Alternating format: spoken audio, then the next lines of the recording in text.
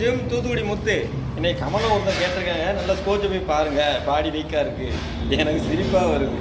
என் உடம்பை பார்த்து அப்படி கேட்டிருக்காங்களே அப்படின்னு. என்னங்க வீக்காக இருக்கு? காலையில் 1.5 மணி நேரம் உடற்பயிற்சி பண்ணுறேன் ஜிம் ஒர்க் அவுட்டில். நைட்டு 7 மணி டு 8 மணி வரைக்கும் தற்காப்பு கலை. ஏன்னா எவ்வளோதான் ஒரு பெரிய மனுஷன் எவ்வளோ பெரிய உடம்பு இருந்தாலும் தற்காப்பு கலை தெரிஞ்ச மிக மிக அவசியம்.